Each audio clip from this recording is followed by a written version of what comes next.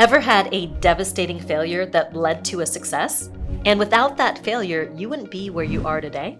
Yep, that was me with my Message to Money program. After several failed attempts, I thought this was my first successful program. But as it turned out, it wasn't that successful after all.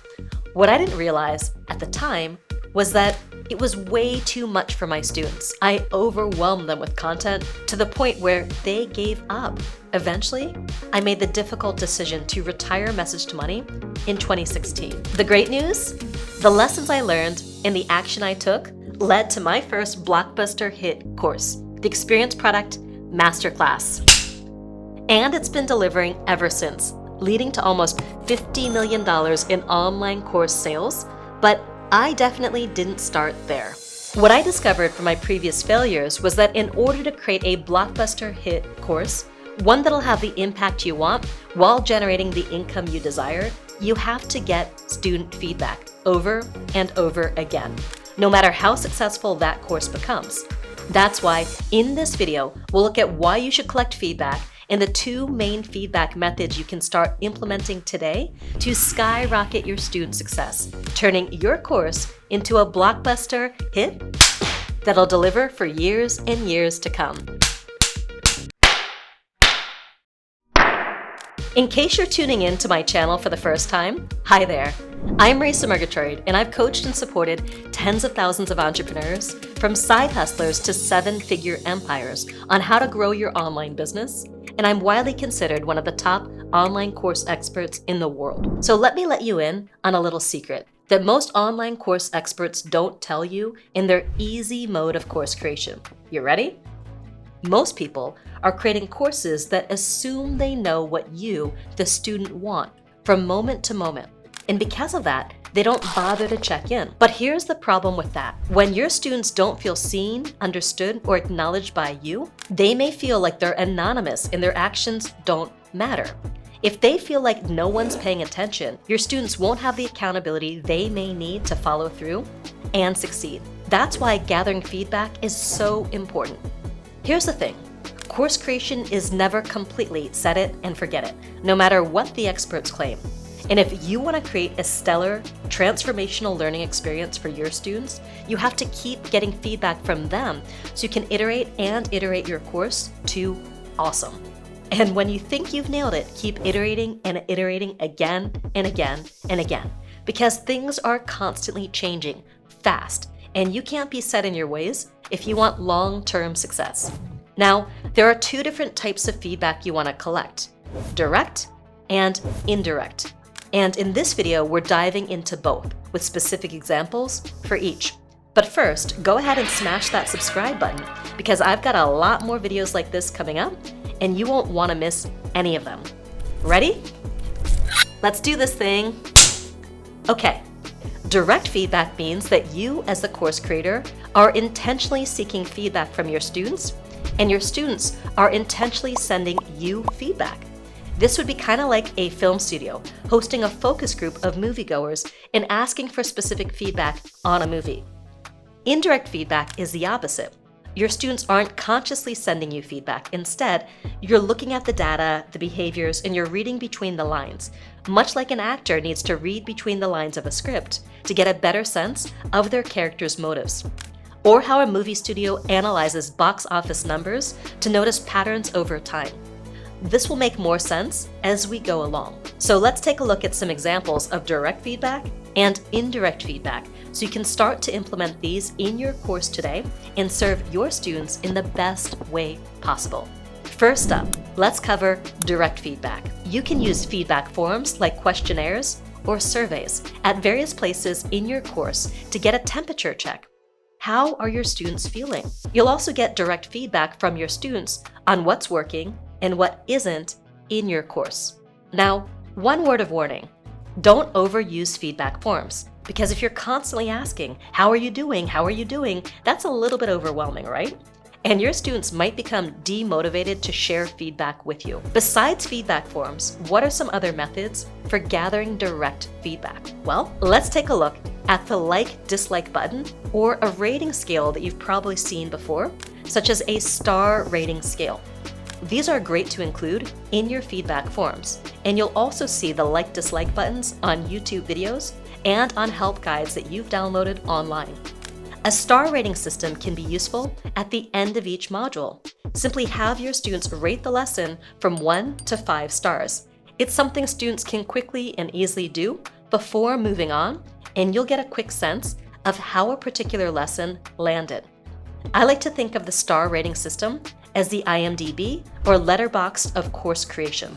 Not as hip as me? Letterboxd is how all the cool kids rate movies nowadays. Totally kidding. I'm not hip at all. Just something my Gen Z teammates told me about, lol. Even better, you can give students points, complete with fun sound effects, for giving their quick feedback. I found that incorporating points throughout your course, from watching your welcome video to completing a module, are a great way to motivate students to keep going. Why? It's human nature to want to feel like you're winning. Now, don't rely on like-dislike buttons or the star rating system alone, as it only gives you a score in no context. You'll want to combine them with feedback forms, plus the other methods I'm about to share. These feedback methods are designed to work together to help you iterate and iterate your course to awesome.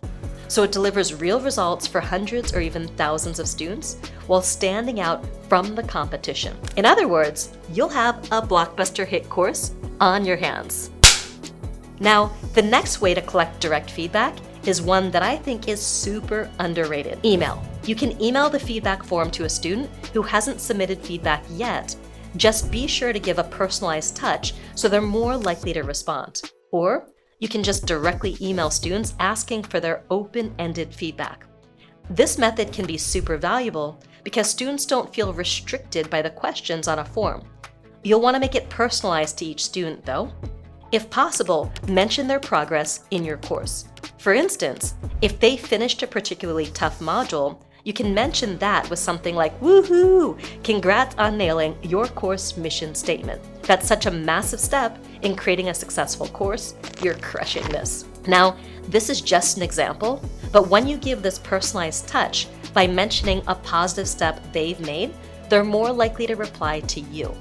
Remember, your students want to feel seen, understood, or acknowledged by you.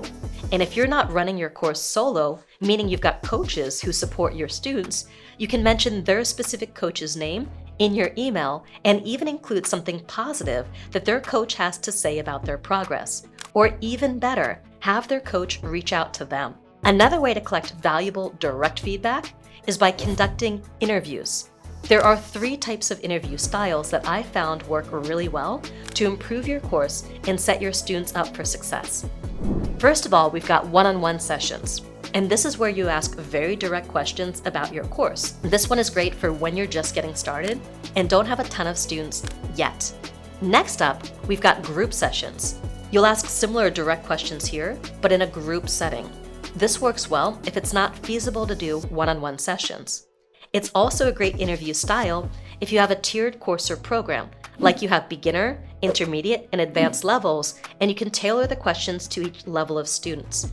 Or if you've got coaches that support you, and each coach has a group of students that they support.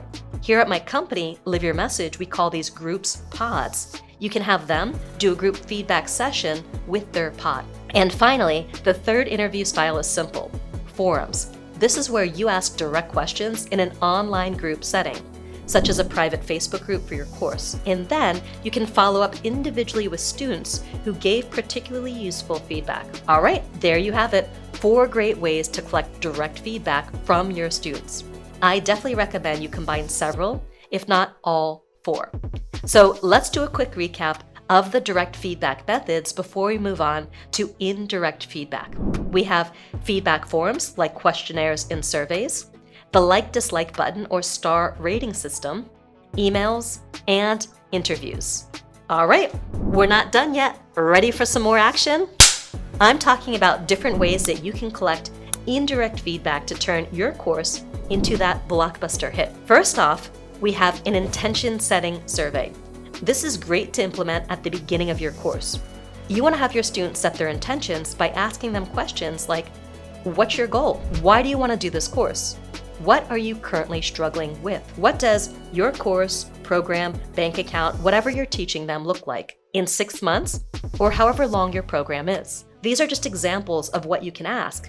You want to tailor your intention setting survey to your particular course or program. You want to combine your intention setting survey with the reflection activity later on in your course. Basically, you want them to reflect on their original goal, their original intention with your course. How do they feel now? How has their journey been to reaching their goal? Where are they on their journey with you? How have they changed through your course? So this is purely a reflective activity for your students, zero pressure. But by asking these simple questions, you'll uncover a gold mine that you can use to keep iterating your course to awesome. When you read between the lines, you'll answer questions like, do my students feel good about what they've achieved so far?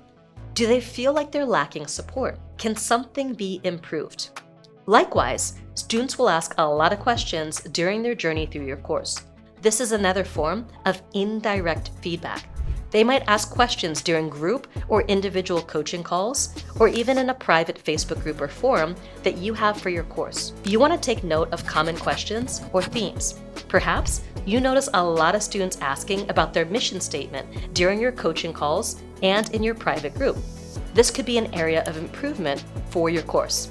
When you find that common questions keep popping up, it could indicate that your students are stuck, meaning you'll want to take action now to course correct before it's too late. This might mean that your course isn't providing the clarity they need, or you just need to cover that topic more in coaching calls or in supplementary materials, such as guides, checklists, templates, and so on. This is a great way to take this indirect feedback and improve your course for both your current and future students. Next, you want to track your student completion rates on both your course as a whole and each individual module.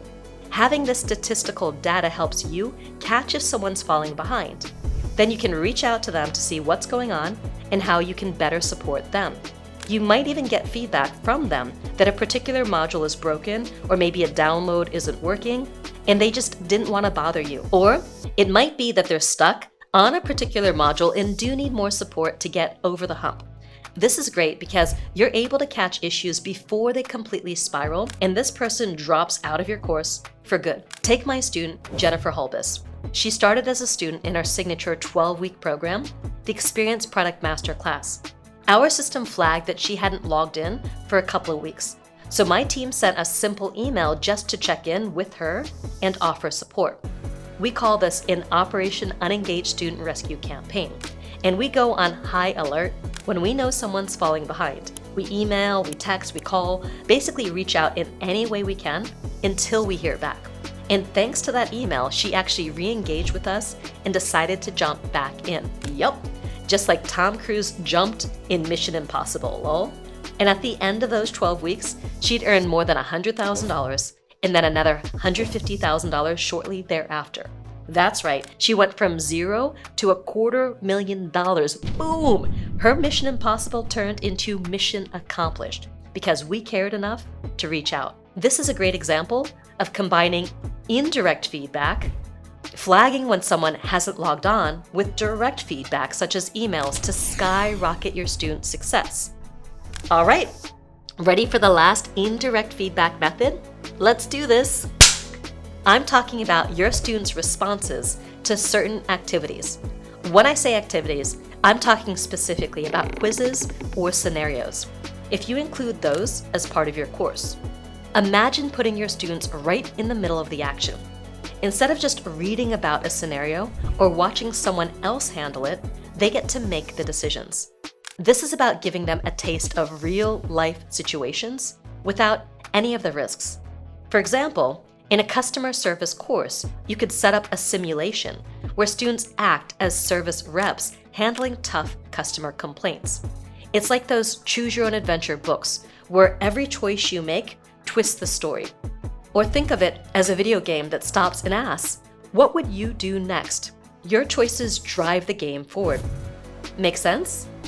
Focus on how a student handles these scenarios, especially when they make mistakes. This is where the real learning kicks in. When a student responds incorrectly, they might just need some additional support, or there could be a bigger issue. Now, when you notice that one student isn't getting it, it can be all too easy to hit the panic button. After all, you're in this business to change lives, and you don't want to leave anyone behind. I totally get it, but don't panic. Your first step is to determine if this is just an issue with one student, or maybe a few students, versus a systematic problem with your course that you need to solve. And you can figure this out with simple statistics. Let's say that just 1 out of 10 students got the answer wrong. Then you can safely say that it's not a larger issue, just that one person needs additional help. But let's say that 8 out of 10 got the question wrong. Don't just ignore it and think that 8 people need additional help. Instead, you want to analyze your course content and figure out why most of your students got the question wrong. Don't think of this as a negative. Instead, take action by reviewing your content and making sure you're adapting it to your students' needs. As I said earlier in this video, far too many course creators still have a sort of set it and forget it mentality, where they create a successful course and then just continue to sell it without making necessary updates.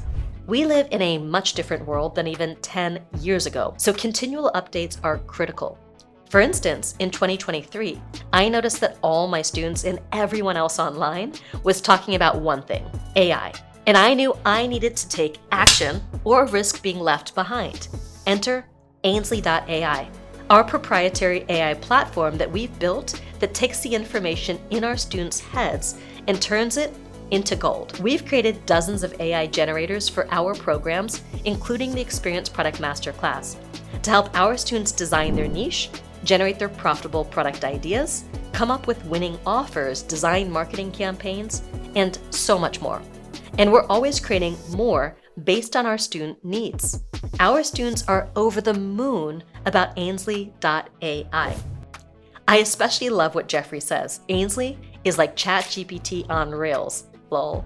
So always keep in mind that no course, no matter how successful it is ever truly set it and forget it. And you want to use student feedback to keep making necessary updates so it stays your blockbuster hit for years and years to come. All right, let's do a quick recap of the indirect methods of feedback that you can deploy to improve your course. First up, we've got an intention setting survey, where your students set their intentions for your course. This is combined with a reflection activity where students reflect on their original goal. You also want to note common questions and stuck points students have during coaching calls and in your private communities or forums. Then, you need to track your student completion rates on both your course as a whole and each individual module, and reach out to students who are struggling using direct methods like email or text message. And finally, you want to analyze your students' responses to certain activities, like quizzes and scenarios. All right, there you have it, an overview of the 2 different types of feedback methods, direct and indirect, that you can start implementing in your online course or program today, so you can improve your students' results and give them the transformation they're after, so they become customers for life who refer their friends to you. Woohoo! All right, drop me a comment with what actions you've learned from this video that you'll be taking right away. Now, our journey together is just getting started, because I've got 2 more must-watch videos for you to check out right now.